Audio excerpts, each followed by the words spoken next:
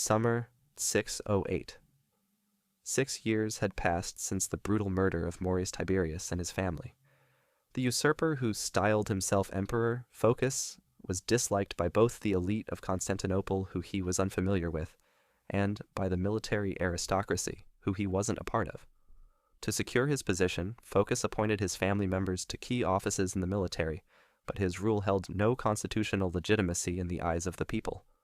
His brutal usurpation of power shocked contemporaries, and no one was quick to accept him, but any outward resistance was met with violent suppression, and an atmosphere of terror reigned.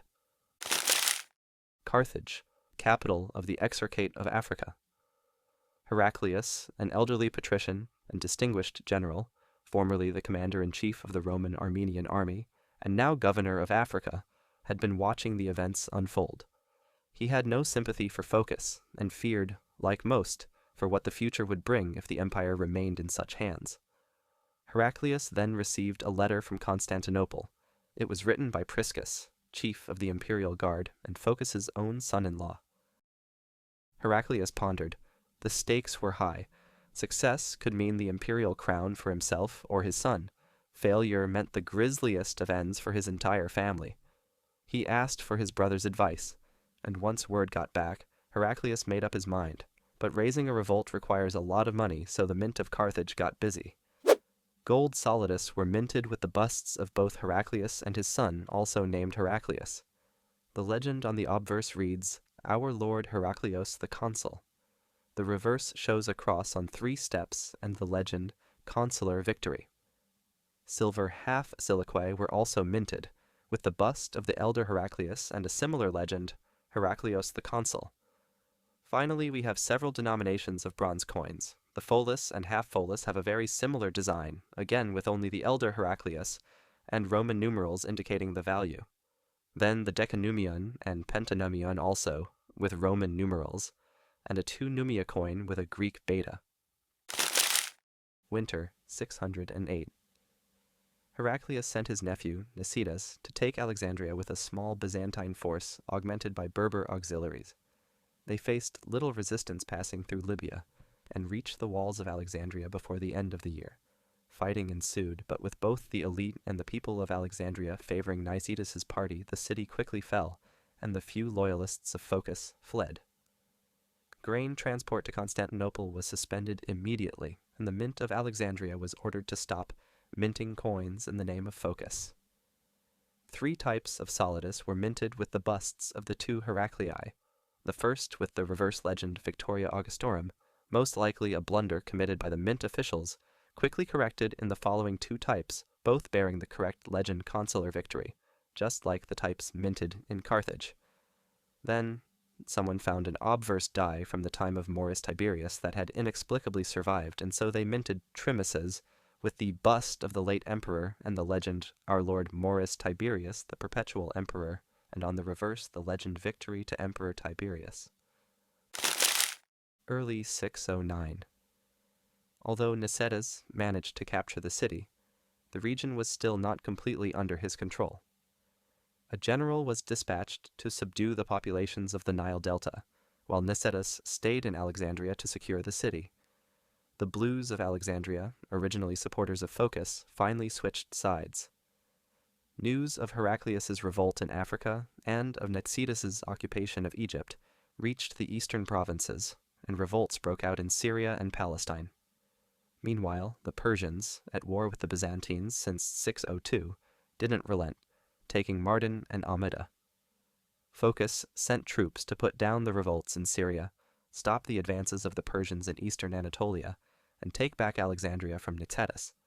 The general Bonosus was sent to recapture Egypt.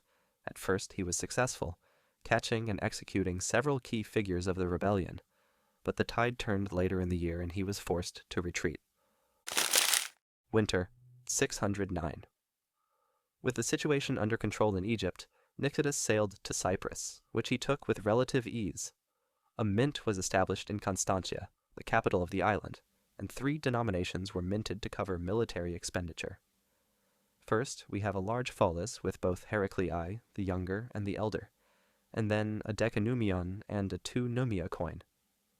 Nicetas then launched an attack on Alexandretta from Cyprus, capturing the city and cutting off access to Antioch in Syria, depriving Phocas of important naval bases and tax revenue.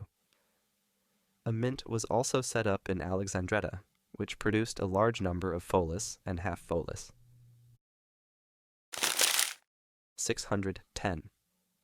The time had come. The young Heraclius left Carthage with a fleet headed to Constantinople, passing on the way by Sicily and Thessalonica. He crossed the Dardanelles and reached the Sea of Marmara in midsummer. Heraclius's mother, Epiphania, and fiancée Fabia had been living in Cappadocia for the past few years. Phocas, fearing Heraclius would storm the city, summoned the ladies to Constantinople, and once they arrived they were promptly made hostages. The situation in Constantinople was tense. Africa and Egypt had been taken by the rebels, as well as Cyprus and Alexandretta, thus cutting access to Syria. Italy, while not openly revolting, definitely sympathized with Heraclius's cause, and, in any case, had no inclinations to send help to Phocas. Finally, Greece and the Balkans were under constant attack from the Slavs, and thus Phocas had sent Armenian and Anatolian troops to protect the region. These troops hadn't received grain supplies from Egypt for almost 2 years, and their homeland was currently being taken over by the Persians, all in direct connection to Phocas's usurpation of the throne. Needless to say, they were in no hurry to rush to the emperor's aid. The Persians, for their part, kept pushing west, taking eastern Anatolia. And so, Phocas found himself with only the imperial guard, his bodyguard, and the city militia for protection. In the following few months, several generals protecting fortresses along the Bosphorus, as well as cities like Cyzicus and Heraclea, openly sided with Heraclius. The revolution was gaining momentum. The Green faction managed to free Heraclius's mother and fiancé. October 3rd, 610. Heraclius and his fleet are outside the walls of Constantinople. Phocas's general Bonosos flees, abandoning key sea defenses of the wall. In the city, several senators and patricians desert to Heraclius's side. Priscus, for his part, pretends to be ill, then tells the imperial guard to contact the Greens and coordinate with Heraclius as promised. In the palace, Phocas is captured by a group of patricians who then lead him through the harbor and deliver him to Heraclius. October 5th, 610. Phocas, his brothers, and key loyalists are executed. Heraclius lands and enters the city without resistance. He is then proclaimed emperor by the Senate and crowned by the Patriarch of Constantinople. Order is quickly restored in the city. The revolution was over, and Heraclius would go on to reign for 31 long years.